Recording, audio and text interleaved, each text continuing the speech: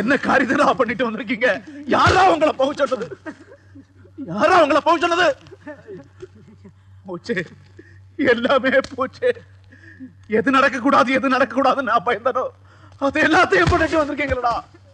படுப்பாவீங்களா? நீங்க எல்லாம் என்ன பண்ணிட்டு இருந்தீங்க? எந்த பிரச்சனை இருந்தாலும் நடுராத்திரி பார்க்காம கதவை தட்டி சொல்லுவீங்களே. ராத்திரி அத்தனை பேரும் புறப்பட்டு போனப்ப ஏன் என்கிட்ட வந்து சொல்லல? நீங்க சொல்ல மாட்டீங்க. நீங்களே கத்துக்கழிய கையில கொடுத்து அனுப்பியிருப்பீங்க.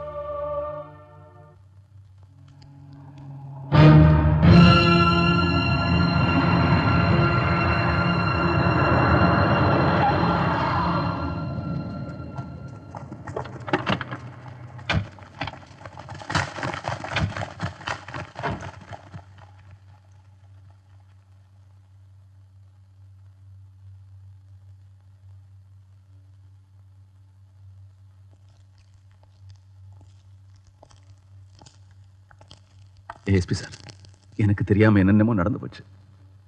எல்லாம் தெரிஞ்சுதான் கலெக்டர் வந்திருக்காரு. நீங்க மேல உட்காருங்க ப்ளீஸ். கொஞ்சம் நிதானமா இருங்க. அங்க எல்லாரையும் ஹாஸ்பிட்டல்ல சேர்த்துட்டு தான் வந்திருக்கோம். எனக்கு உடனே அவங்கள பார்க்கணும். பார்க்கலாம், ஒரு 4 நாள் போகட்டும். இல்ல, நான் பார்த்தே ஆகணும். உங்க மனசு எனக்கு புரியுது, ஆனா இப்ப வேண்டாம். அவங்க எல்லாம் என்ன நிலைமையில இருக்காங்களோ. நிறைய சேதம்தான். ஒரு வீடு 2 வீடுனா உடனே அணைச்சிருக்கலாம். அந்த ஊரே ஒன்றும் இல்லாமல் போச்சு. கொஞ்சம் பேர் செத்துட்டாங்க, நிறைய பேருக்கு காயம்.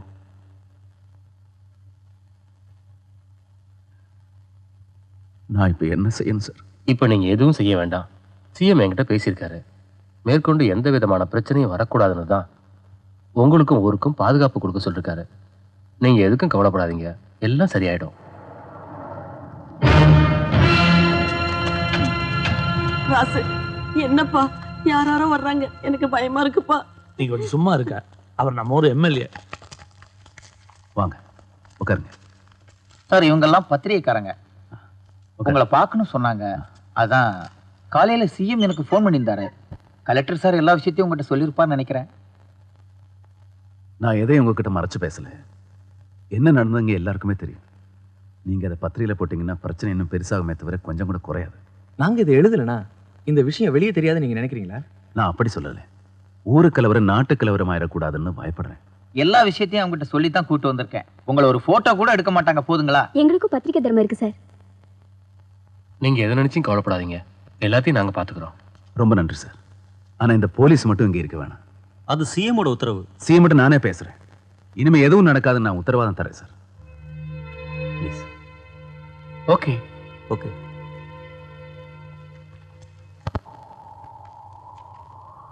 எவன்டா உங்களை போக சொன்னது?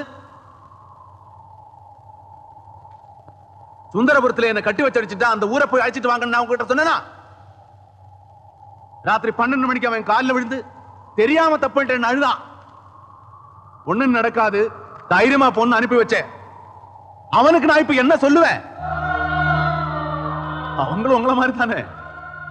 அங்க எத்தனை குடும்பம் என்னென்ன பாடுபடுதோ. நெத்தில என்னடா நீ போனியா? போய் நானும் 4 பேரை கட்டையால அடிச்சு ஒலச்சு 3 நில விடல. உனக்கெல்லாம் எதுக்கா இந்த ரத்த வரி? நீ எல்லாம் எப்படி உருப்பட போற? ஒன்னெல்லாம் நம்பி தாண்டா என்ன நாடே இருக்கு. ஐயா, அவன் உங்களை என்ன வேலை பண்ணிருக்கான்? மரத்துல கட்டி வச்சு அடிச்சிருக்கான். இதை கேட்டு எங்களை சும்மா இருக்க சொல்றீங்களா? உங்க மேல உசிரியே வச்சிருக்க. வேணாம், என் மேல உசிர வைக்க வேணாம். ரத்த வரி பிடிச்ச இந்த பாசம் எனக்கு வேணாம். இனி நீங்களா இருந்துச்சு மோக, நான் இருந்துட்டு போறேன். உங்களுக்காக நான் இனி வாழ போறது இல்ல. எனக்காக நீங்க எதையும் பண்ண வேணாம். போதும் சாமி, போதும். உங்க உறவே வேணாம் எனக்கு. பாதிக்கப்பட்ட அந்த ஊருக்காரங்க அத்தனை பேரும் வந்து என் வீட்டை கல்லு கல்லா பிரிச்சு என்ன துண்டு துண்டா வெட்டினாலும் சரி, என் குடும்பத்தை அழிச்சாலும் சரி, யாரும் எனக்காக வரிஞ்சு கட்டிக்கிட்டு வரக்கூடாது, வரவே கூடாது. மீறி வந்த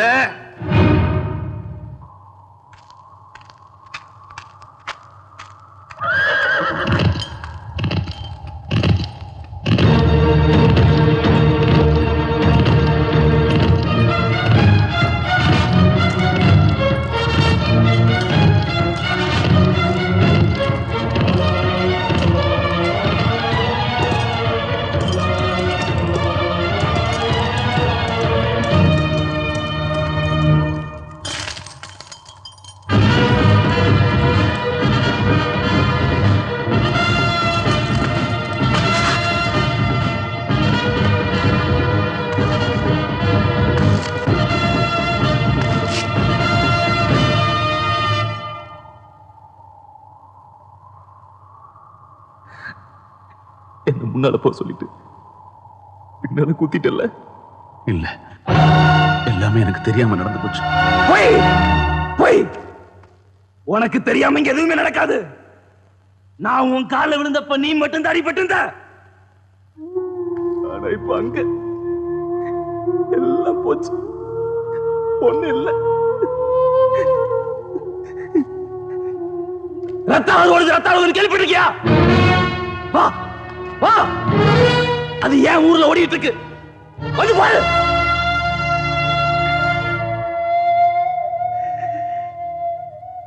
ஒருத்தர் நடிச்சதுக்கு என் ஊரையே காவு ஆயிட்டல்ல.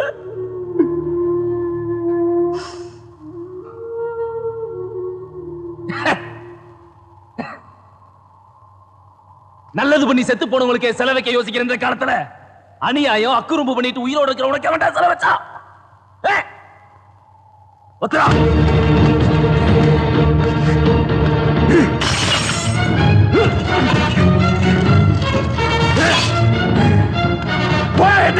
போடா.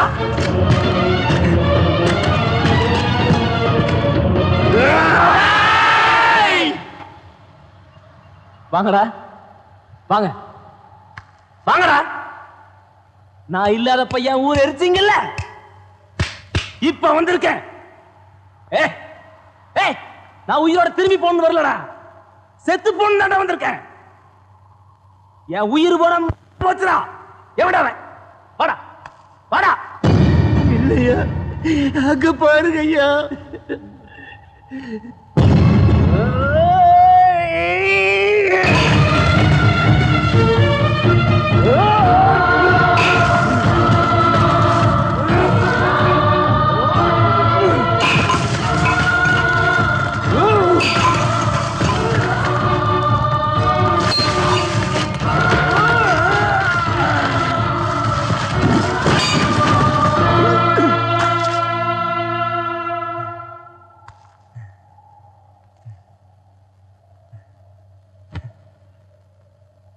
இது என்ன தெரியுமா? உனக்கு தெரியாது. இப்ப பாரு பாரு.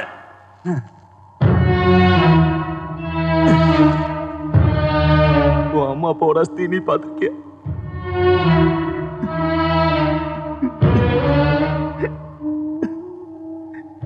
என் அம்மா அப்பா அஸ்தி, என் ஊருக்கார அஸ்தி, என் மண்ணோட அஸ்தி. இனி ஒரு நிமிஷம் கூட நிம்மதியா இருக்க விட மாட்டாடா. உன் வம்சத்தை அழிப்பேன். உன் நிம்மதி எல்லாம் கெடுத்து கடைசியா தான் நான் உன்னை கொல்ல வேண்டாம். ஒத்துடா.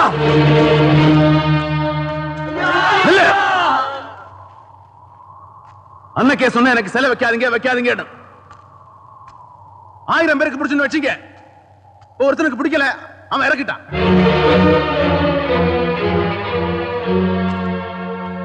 இனி சில மேலே ஏறக்கூடாது.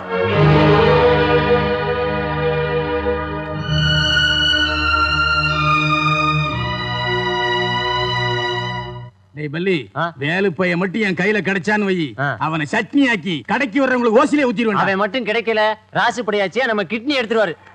பயமுறுத்தாதடா நீ வேற. பொம்பளைங்க குளிக்கிற இடத்துல உங்களுக்கு என்ன வேலை?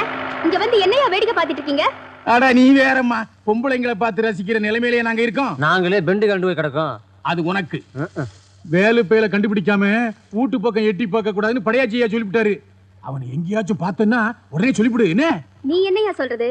அவன் பண்ண வேலைக்கு அவன் மட்டும் என் கையில மாட்டட்டும், நானே ஐயா கிட்ட புடிச்சு கொடுத்துறேன். நீ எல்லாம் சொல்றதோட சரி, நான் தான் பிடிப்பேன். என்னத்த மீனையா? வாங்க அவனை போய் பிடிப்போம்.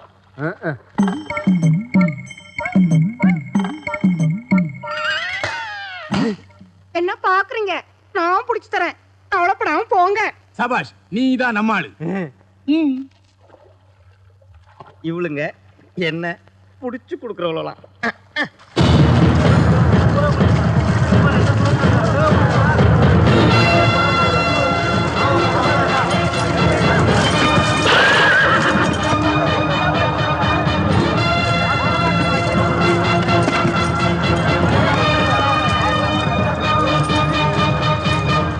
நீங்க என்ன சொன்னாலும் சரி, நாங்க கேக்குற மாதிரி இல்ல.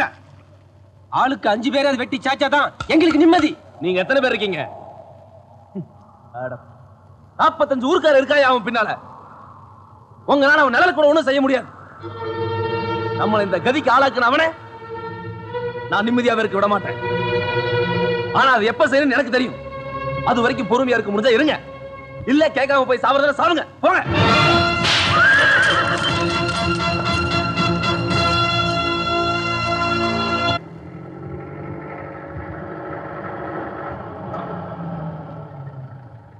ஐயோ ஏ ராஜா, என்ன விட்டு போயிட்டே. ஐயோ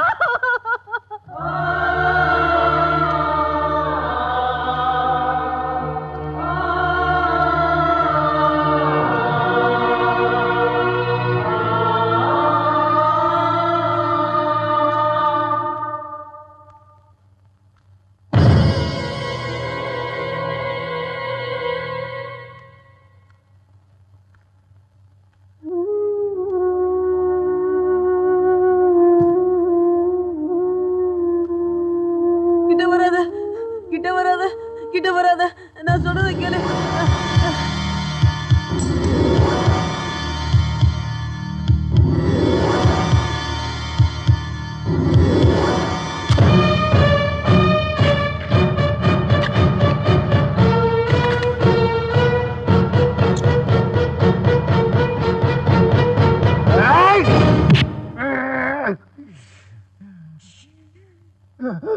என் வம்சத்துக்கு பின்னால குத்து வாங்கி பழக்கம் இல்லை. உயிருக்கு பயந்தோம், நான் தடுக்கல. என்ன கொன்னாதான் உங்களுக்கு போனதெல்லாம் கிடைக்கும்னா முதுகுல குத்தாத, நெஞ்சில குத்து. குத்து குத்து குத்துறா.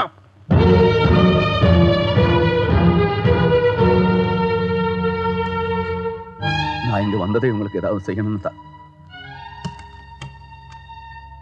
எடுத்துக்குங்க, யாருக்கு எவ்வளவு வேணா எடுத்துங்க. இன்னும் சொத்தை எல்லாமே கொடுக்குறேன். யாருக்கே வேணும் உன் சொத்து? செய்யறதையும் செஞ்சுட்டு பணத்தை காட்டி சரி கட்டிடலான்னு வந்தியா? இத பாரு, இவனுக்கு காலு போச்சு. இவன் காலை உன் பணத்தால வாங்கி கொடுக்க முடியுமா? இங்க பாரு, இவனுக்கு கை போச்சு, அதை வாங்கி கொடுக்க முடியுமா? இந்த பச்சை குழந்தை தாய் தப்பன் சேர்த்து எதிர்காலமே என்னன்னு தெரியாம அனாதையா நிக்கிறியா? இதுக்கு தாய் தப்பனை வாங்கி கொடுக்க முடியுமா? என் பேர படிக்க வசதி இல்லாம இப்பதான் படிக்க ஆரம்பிச்சான், அதுக்குள்ள இப்படி பண்ணிட்டியே. இன்னும் எத்தனை பேர் உயிர் போயிருக்கு, அதெல்லாம் இந்த பணத்தால வாங்கி கொடுக்க முடியுமா? நீ யாரையா எங்களுக்கு உதவி செய்ய? எங்களுக்கு உதவ தம்பி மணிமாற இருக்கான். இதுக்கு மேல இங்க நின்னுகிட்டு இருந்தா மரியாதை கட்டு போகும். போய் சொல்றாங்கல்ல வெளிய போ. நீங்க சத்தம் போட்டு பேசக்கூடாது. முதல்ல இந்த வெளிய வா சொல்.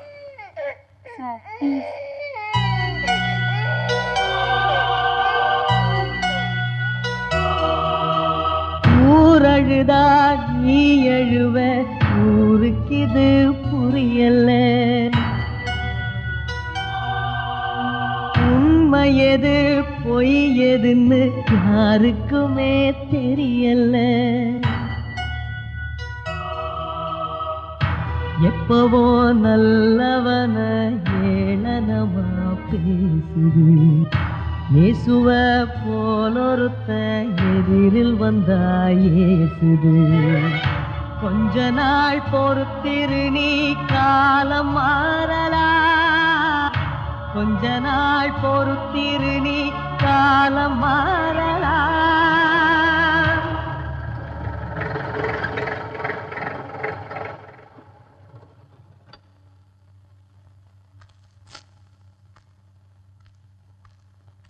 காசு அப்பா, என்னப்பா என்னப்பாச்சு? அப்பா கேக்குறல்ல, சொல்லுப்பா. ஐயா என்னையாச்சு? ஐயா அப்பா என்னப்பா என்னப்பா? ஐயா அப்பா, ஐயோ ஒரு நாள் என் புள்ள இப்படி படுத்தது இல்லையே. டேய் என்னடாச்சு சொல்லுடா, நீயாவது சொல்லுடா. அங்க என்னடா நடந்துச்சு? மாப்ள சொல்லுடா. மாப்ள டேய் என்ன நடந்துச்சுன்னு அக்கா கேக்குறாங்கடா, சொல்றா. அங்க யாரும் பணத்தை வாங்கல. ஐயாவை கழுத்து பிடிச்சு வெள்ளதுல. ஐயோ அடியே மாரியாத்தா, மாரியாத்தா உனக்கு கண்ணே இல்லையா? நாங்க யாருக்கு எந்த தீர்ப்பு பண்ணலையே. ஐயோ என் புள்ளைய இந்த நிலைமைக்கு ஆளாக்கிட்டியே. யாரு கண்ணு பட்டுச்சோ, யாரு கண்ணு பட்டுச்சோ? நாம யாருக்கு எந்த பாவம் பண்ணலையம்மா. ஒருத்தர் கூட பணத்தை வாங்கிக்கல. அங்க பணத்தை யாரும் வாங்கிக்கல. ஆனா இங்க நம்ம மானத்தை எல்லாம் வாங்கிட்டு ஒருத்தி உட்கார்ந்து இருக்க.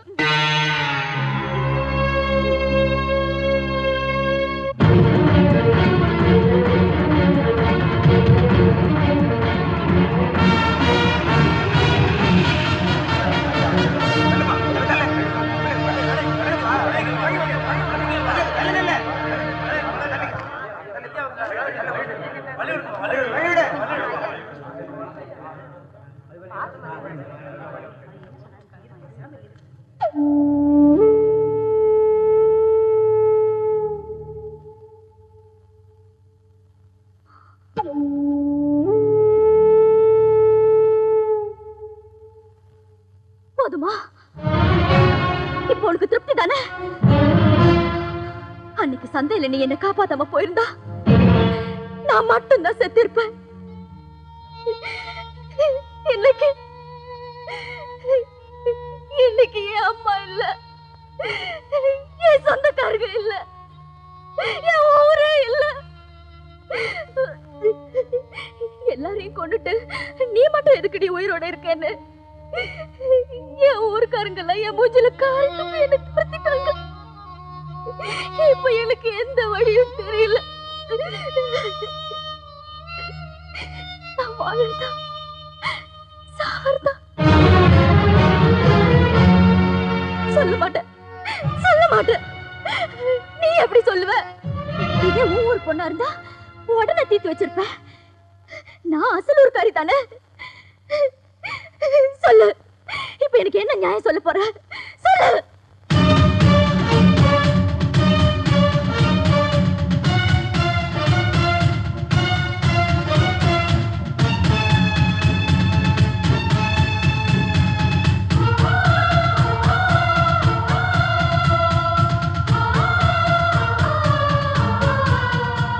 நிறுத்து.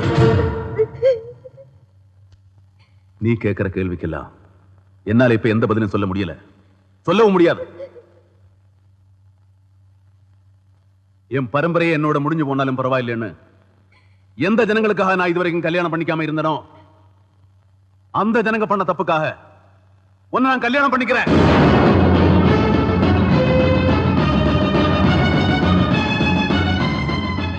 உனக்கு என்ன பிடிச்சிருந்தா என் பின்னால வா.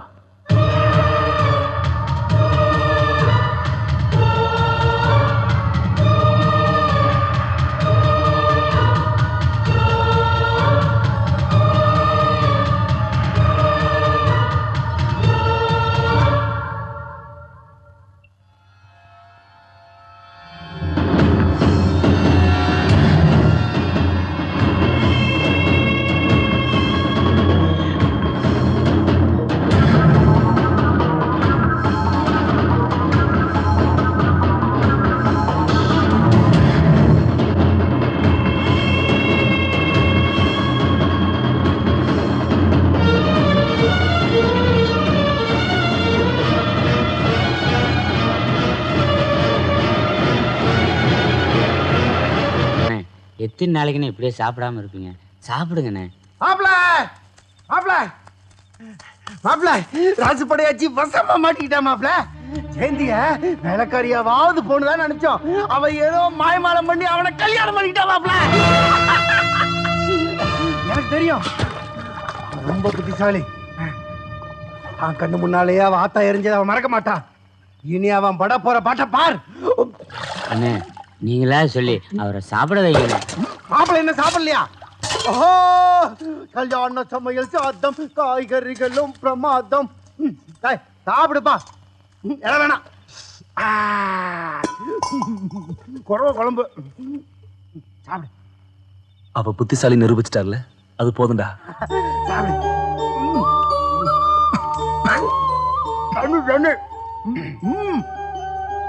படையாச்சி சத்தம்.